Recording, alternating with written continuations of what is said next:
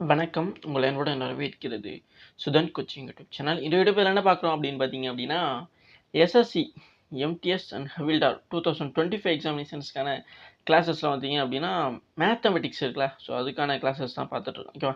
S. So மேத்தமெட்டிக்ஸுங்கிறது வந்து பார்த்தீங்க அப்படின்னா, பொதுவாகவே வந்து பார்த்தீங்கன்னா எஸ்எஸ்சி, எம்டிஎஸ் அண்ட் ஹவில்டார் எக்ஸாமினேஷன்ஸில் செகண்ட் பார்ட்டில் வரக்கூடிய ஃபஸ்ட் பார்ட்டில் வரக்கூடியது. ஃபஸ்ட் பார்ட்டில் நம்ம சொல்லியிருப்போம் ஏற்கனவே. செக்ஷன் ஏல வந்து ஒன்றில் வந்து பார்த்தீங்க அப்படின்னா, உங்களுக்கு மேத்தமெட்டிக்ஸும் ரீசனிங்கும் இருக்கும் அப்படிங்கிற மாதிரி சொல்லியிருந்தோம். இதில் ஒரு 20 கொஸ்டின்ஸு, இதில் ஒரு 20 கொஸ்டின்ஸ் வந்து இருக்கும்.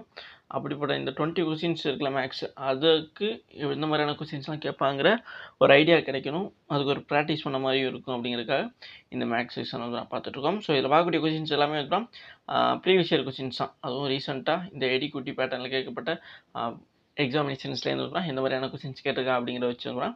நம்ம வந்து இப்போ தான் கொண்டு வந்திருக்கோம் கொஸ்டின்ஸு. ஸோ நம்ம சேனலுக்கும் சரி, இந்த வீடியோஸுக்கும் நீங்கள் புதுசாக இருந்து நீங்கள் இன்னும் சப்ஸ்கிரைப் பண்ணாமல் பார்த்துட்ருக்கீங்க அப்படின்னா, கண்டிப்பாக கீழே இருக்க சப்ஸ்கிரைப்ன்ற பட்டனை கிளிக் பண்ணி ஆளுங்கிற போட்டு வச்சுங்க. அப்போ தான் நம்ம டெய்லி கொடுக்கக்கூடிய கிளாஸஸ் அண்ட் எக்ஸாம் அப்டேட்டுகள் உங்களுக்கு இமீடியட்டாக நோட்டிஃபிகேஷனாக வந்து சேரும். ஓகேவா? எஸ். ஸோ வாங்க வீடியோக்குள்ளே போகலாம். ஃபஸ்ட்டு கொஸ்டின் என்ன கொடுத்துருக்கா அப்படின்னு பார்க்கலாமா? ஃபஸ்ட்டு கொஸ்டின் பாருங்கள்.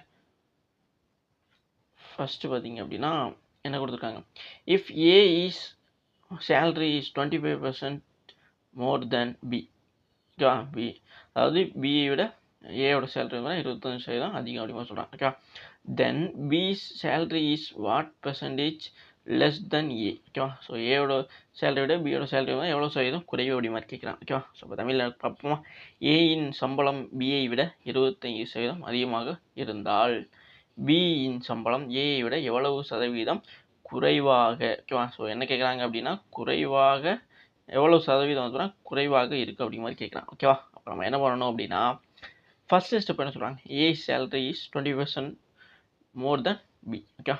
இப்போது ஏ, ஓகேவா, பை பி. ஓகேவா?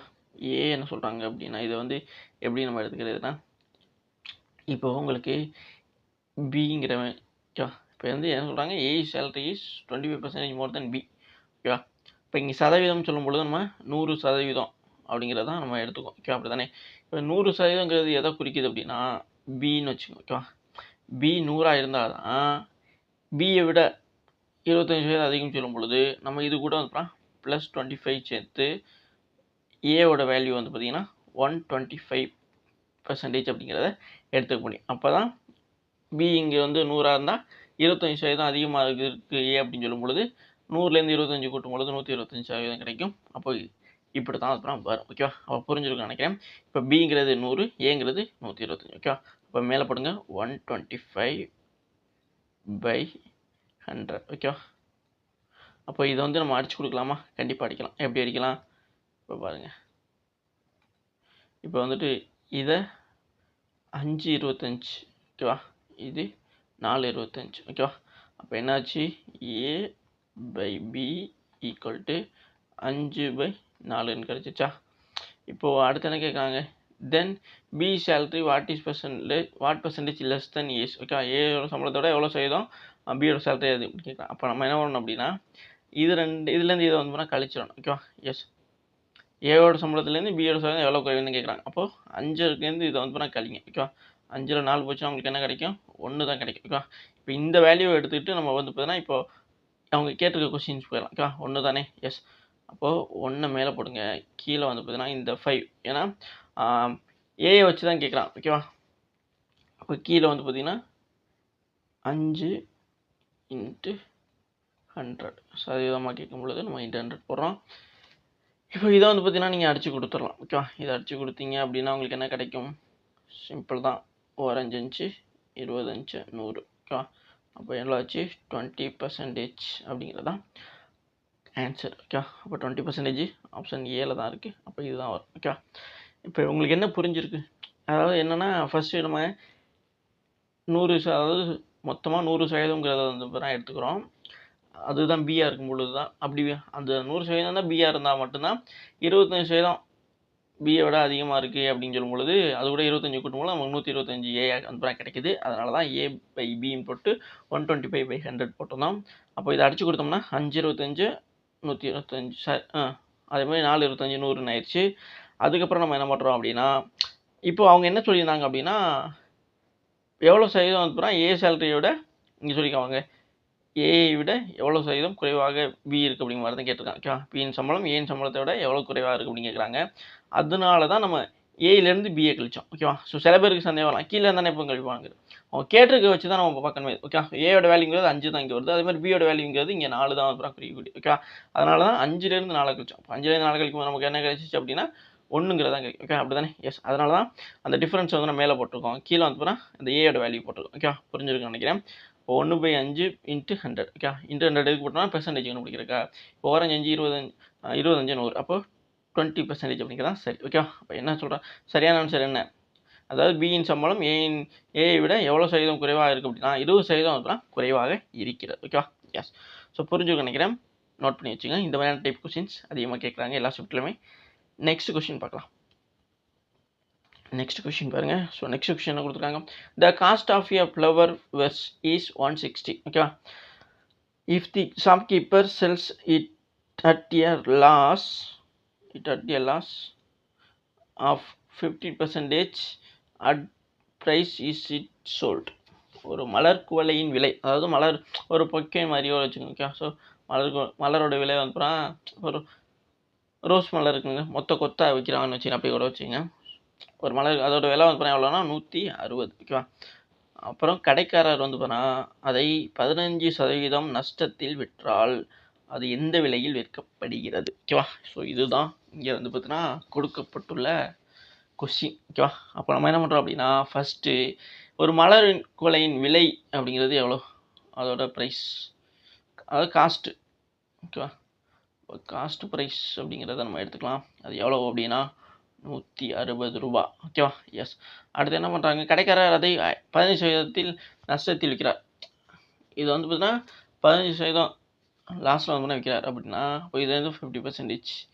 இப்போ 50%னா லாஸ் அப்படிங்கிறப்போ நம்ம என்ன பண்ணோம் அப்படின்னா 100%லேருந்து இந்த 15% கழிக்கணும். ஓகே, 15% கழிச்சிங்க அப்படின்னா உங்களுக்கு என்ன கிடைக்கும், 10ல் 85 கிடைக்குமா? எஸ்.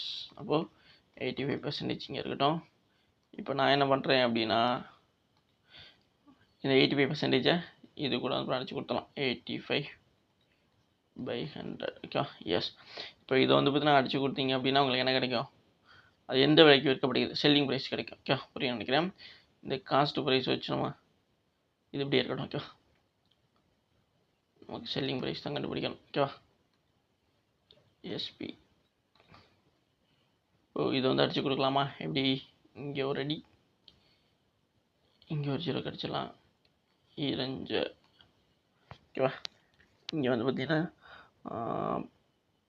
17 அடி 18 சொல்லலாமா, 18 சாரி 18 சொல்லலாம், 17 5 வரும். ஓகேவா, எஸ்.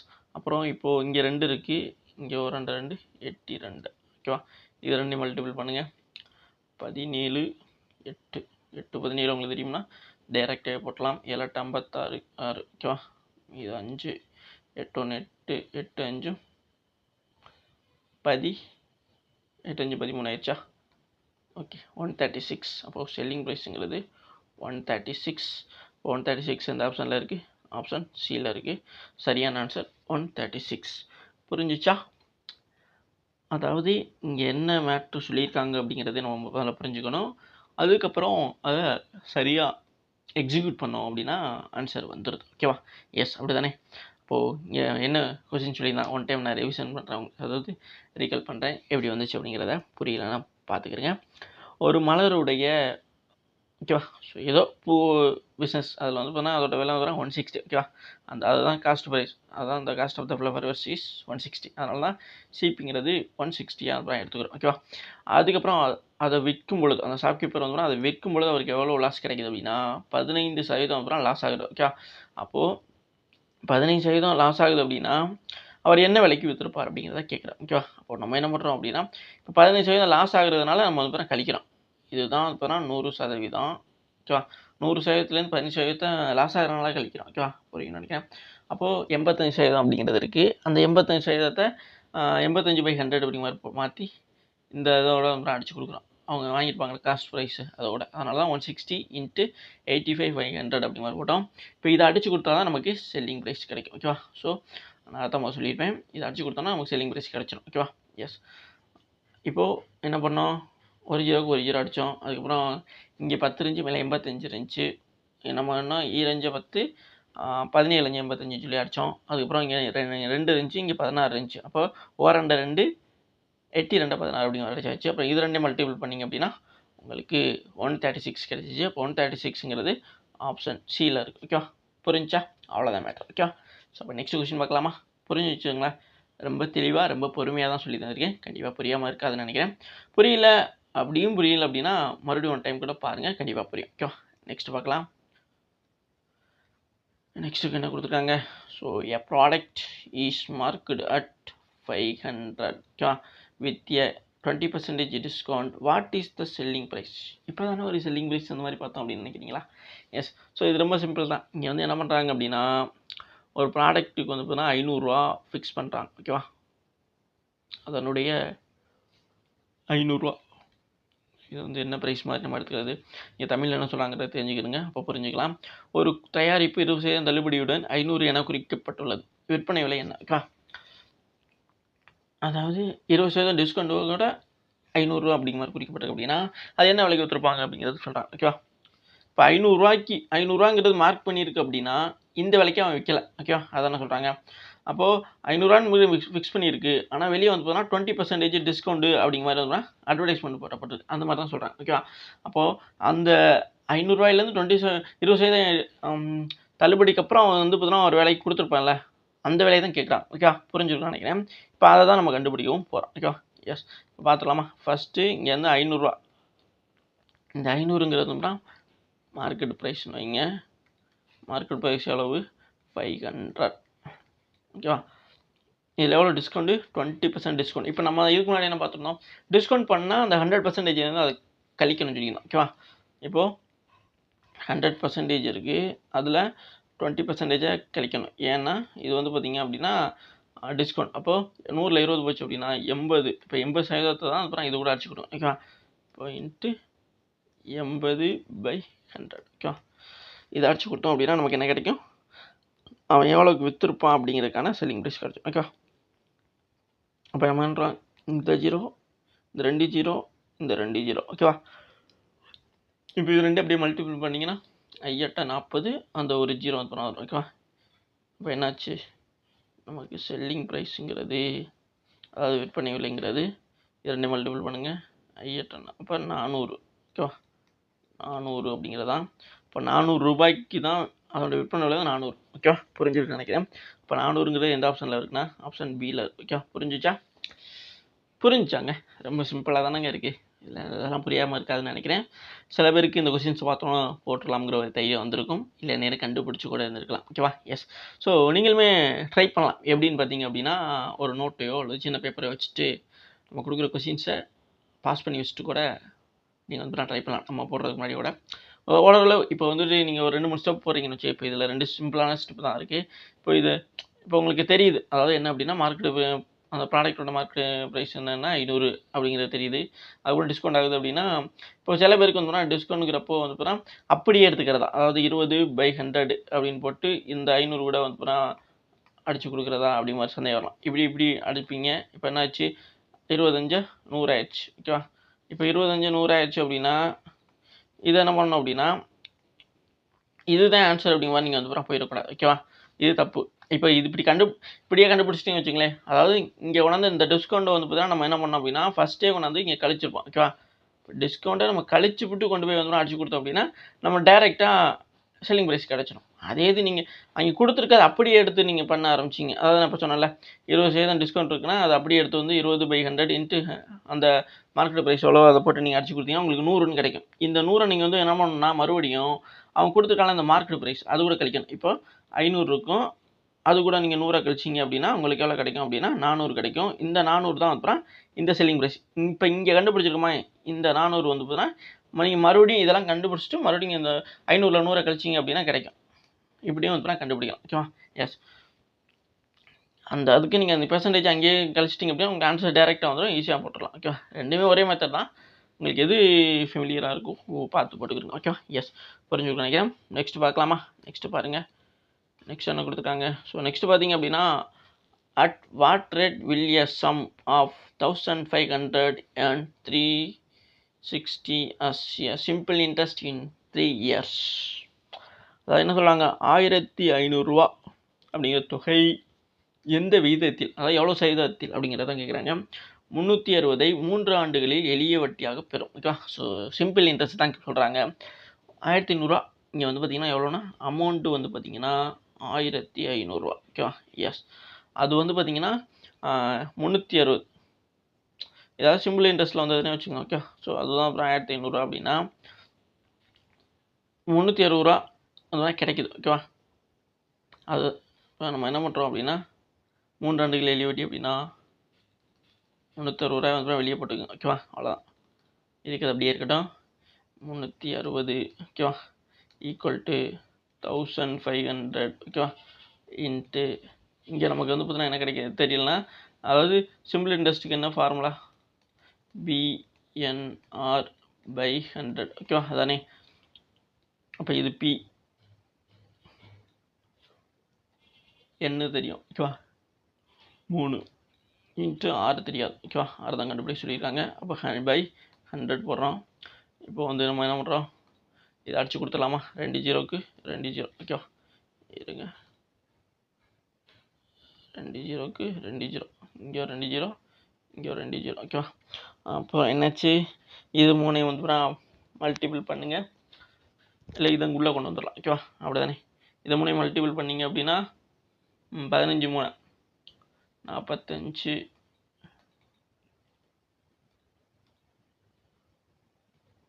45 கீழே வந்து இது வந்து இங்கே உள்ளே கொண்டு வரும் பொழுது இது என்ன ஆயிடுச்சு, கீழே 360 ஆயிடுச்சு. அப்போ இதை அடித்து கொடுத்துடலாமா? எப்படி அடித்து கொடுக்கலாம், ஒரு 45 45 இருங்க, 8 45 வருதான்னு பார்க்கலாம். 8 40 4 4 8 32 4 36 ஓகேவா? எஸ். ஸோ அப்போ நமக்கு என்ன ஆச்சு அப்படின்னா ஒரு 45 45 8 45 வரும். ஓகேவா? இப்போ ஒரு 45 45 8 45 360 வரும். அப்போ 8% அப்படிங்கிறது சரி தான். இப்போ 8% எந்த ஆப்ஷனில் இருக்குது, ஆப்ஷன் ஏ. ஓகே, புரிஞ்சா? நம்ம என்ன பண்ணோம் அப்படின்னு மறுபடியும் சொல்லித்தரேங்க. பொதுவாகவே இங்கே வந்து சிம்பிள் இன்ட்ரெஸ்ட் தான். ஓகேவா? அப்படி தானே. கொஸ்டின் என்ன, சமம் ரேட், அதாவது 1500 அதுக்கு வந்து பார்த்தீங்கன்னா 3 வருஷத்துக்கு 360 எளிய வட்டி சிம்பிள் இன்ட்ரெஸ்ட் கிடைக்குது அப்படின்னா சிம்பிள் இன்ட்ரெஸ்ட் ஃபார்முலா என்ன, simple interest equal to PNR by 100 ஓகேவா? இதுதான் ஃபார்முலா. இதில் பிங்கிறது 1500 ஓகேவா? இது பி, அதனால தான் இங்கே போட்டிருக்கோம். 3ங்கிறது தான் என்னங்கிறது தான் 3 ஓகேவா? 3 ஆண்டுகள் இன்ட்டு 6, அதாவது ரேஷியோ, அது நமக்கு தெரியாது. ஓகேவா? அதான் கண்டுபிடிக்கணும். 360 சிம்பிள் இன்ட்ரெஸ்ட், அதனால இங்கே போட்டாச்சு. ஓகேவா? இப்போ பை 100 ஓகேவா? இது ஃபார்முலா அடிப்படையில் அப்படியே அப்புறம் இங்கே அப்ளை பண்ணியாச்சு. ஓகேவா? இப்போது நம்ம என்ன பண்ணோம், இந்த 2 0க்கு இந்த 2 0 அடிச்சாச்சு. ஓகே, அப்புறம் மிச்சம் என்ன இருக்குது, இங்கே 3 இங்கே 15 இருக்குது. 2 மல்டிபிள் பண்ணிங்கன்னா 45 கிடைக்கும். அதனால் மேலே பட்டாச்சு.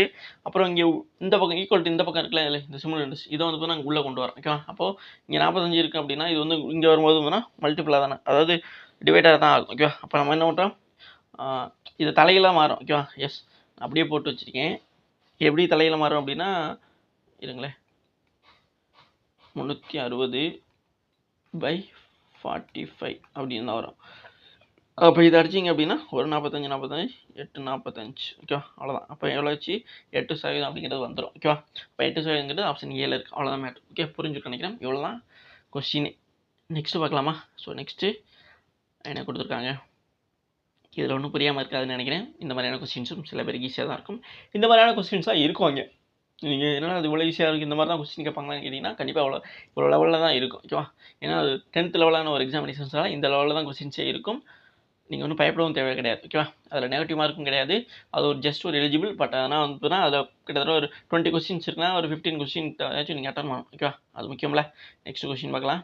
ஸோ நெக்ஸ்ட் என்ன கொடுத்துருக்காங்க, in a triangle one angle is 90 degree and another is 45 degree, what is the radius angle? Okay, அதாவது மிச்சம் இருக்கிறது என்னது அப்படின்னு கேட்கலாம். ரொம்ப சிம்பிளான ஒரு கொஸ்டின் தான்.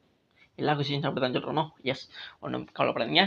என்ன சொல்கிறாங்க அதில், ஒரு முக்கோணத்தில் ஒரு கோணம் 90 டிகிரி மற்றும் மற்றொன்று 45 டிகிரி, மற்றொரு கோணம் என்ன அப்படி மாதிரி கேட்குறான். ஓகேவா? இப்போ என்ன, இந்த ஒரு முக்கோணம் இருக்குது. ஓகேவா? அந்த முக்கோணம் என்னமா இருக்குது அப்படின்னா, ஒரு கோணம் 90 டிகிரி. 90 டிகிரியா? இப்போ 90 டிகிரினா நீங்கள் எப்படி யோசிப்பீங்க? இப்படியா? அதாவது கீழே இருக்க ஒரு கோடு 90 டிகிரினா இப்படியா இருக்கும்? இல்லை இப்படியா இருக்கும்? இப்படியா வந்திருக்கும்? கிடையாது. 90 டிகிரினா நமக்கு என்ன தெரியும்? அது ஒரு இப்படி நேர்கோட்டில் இருக்கும். ஓகே, அப்படி தானே? நேர்கோட்டில் இருக்கும். நானே இவ்வளோ கேவலமாக போட்டுக்கிட்டு இருக்கேன். என்னங்க அது? ஓகேவா? இது நேர்கோட்டில் இருக்குன்னு வச்சுங்க. இப்போ இப்படி இருக்கும். ஓகேவா? இதுதான் 90 டிகிரினா நேராக இருக்கும் கோட். ஓகேவா? எஸ். இப்போ இது 90 டிகிரி. ஐயோ, ஓகே, இதை வச்சு அட்ஜஸ்ட் பண்ணிக்கிறேங்க. இவ்வளோதான் வரும் 90 டிகிரி. ஓகேவா? இப்போ இது 90 டிகிரி அப்படின்னா இப்போது இப்படி இருக்குது. இதுதான் அந்த முக்கோணம், டோட்டல் முக்கோணம் வச்சுங்க. இப்போ இது வந்து 90 டிகிரி. ஓகே, அடுத்து ஒரு கோணம் வந்து 45 இருக்குன்னு, இந்த கோணம் வந்து 45 டிகிரி அப்படின்னா மிச்சம் என்னவா இருக்க முடியும்? இதுவே வந்து பார்த்தா ஒரு கோணத்தில் ஒரு 90 டிகிரிங்கிறது மொத்தத்தில் பாதியை பிரிக்கக்கூடியது. அதில் ஒரு இதில் வந்து பார்த்தா 45 டிகிரி அப்படின்னா மிச்சமும் என்னவா இருக்க முடியும் அப்படின்னா இந்த டிகிரி, அதாவது இந்த கோணங்கிறது என்னவா இருக்கும் அப்படிங்கிறத இங்கே கொஸ்டினாகவே கேட்குறாங்க. ஓகேவா? அப்போ இது வந்து ஈஸியாக உங்களால் சொல்ல முடியுமா? எஸ், ஆமாங்க. இப்போ இது 45 அப்படின்னா இதுவும் 45 இருந்தால் மட்டும் தான் நீங்கள் 90 டிகிரியாக இருக்க முடியும். புரியுதுங்களா உங்களுக்கு? இப்போ இந்த கோணம் இங்கே கேட்டிருக்காங்களா, இது என்னவா இருக்க முடியும் அப்படி மாதிரி கேட்டிருக்காங்களா, அது எத்தனை டிகிரியாக இருக்க முடியும் அப்படின்னு பார்த்தீங்க அப்படின்னா 45 டிகிரியாக தான் இருக்க முடியும். ஓகே, இது 45 டிகிரியாக இருந்தால் மட்டும் தான் இங்கே 90ங்கிறது கோணமே அப்புறம் வைக்க முடியும். ஓகேவா? எஸ். அப்போது இதை ஒரு இதாகவே ஞாபகம் வச்சுக்கிறீங்க. அதாவது ஒரு முக்கோணத்தில் ஒரு கோணத்தில் 90 டிகிரியாக இருந்து ஒரு கோணம் 45 இருந்து இன்னொரு கோணம் கேட்குறாங்க அப்படின்னா அது கண்டிப்பாக 45 டிகிரியாக தான் இருக்க முடியும். ஓகே, அப்போ இங்கே வந்து மற்றொரு கோணத்தோட இது என்னன்னு கேட்டிருக்காங்க. அப்போ 45 டிகிரி தான் இந்த இடத்துல வரும். அப்போ சரியான ஆன்சர் வந்து ஆப்ஷன் சியில் இருக்க 45 டிகிரிங்கிறதான் சரியான ஒன்று. ஓகே, புரிஞ்சுச்சா? ரொம்ப சிம்பிளானதுன்னு சொன்னால் கோவப்படுங்களோ? சிம்பிளானதானுங்க. அப்புறம்ங்க, ஒரு 90 டிகிரி இருக்குது, அதுக்கு ஒரு கோணம் 45 அப்படின்னா மிச்சம் இருக்க கோணமும் 45 இருக்கும். அப்படி 45 டிகிரியாக இருந்தால், அதாவது 45 டிகிரி கோணமாக இருந்தால் தான் 90 டிகிரியை வந்து அமைக்க முடியும் அப்படிங்கிறதான் இதில் உள்ள கோட்பாடு ரூல். அப்போது சரியானது ஆப்ஷன் சியில் இருக்க 45 டிகிரி தான். புரிஞ்சுச்சா? இப்போ நெக்ஸ்ட் கொஸ்டின் பார்க்கலாமா? புரிஞ்சிருக்கும் நினைக்கிறேன். நெக்ஸ்ட் கொஸ்டின் என்ன கொடுத்துருக்காங்க? Next question. So thank you guys. Okay, so thank you. இது வரைக்கும் வீடியோ ஃபுல்லாக பார்த்த மிக்க நன்றி. இதே மாதிரி கிளாஸஸ் நடந்த எக்ஸாம் அப்டேட்டுகளுக்கு நம்ம சேனல் தொடர்ந்து ஃபாலோ அண்ட் சப்ஸ்கிரைப் பண்ணி வச்சு உங்கள் ஃப்ரெண்ட்ஸ் எல்லாம் கண்டிப்பாக ஷேர் பண்ணுங்கள். இது வரைக்கும் வீடியோ ஃபுல்லாக பார்த்ததுக்கு மிக்க நன்றி. தேங்க்யூ.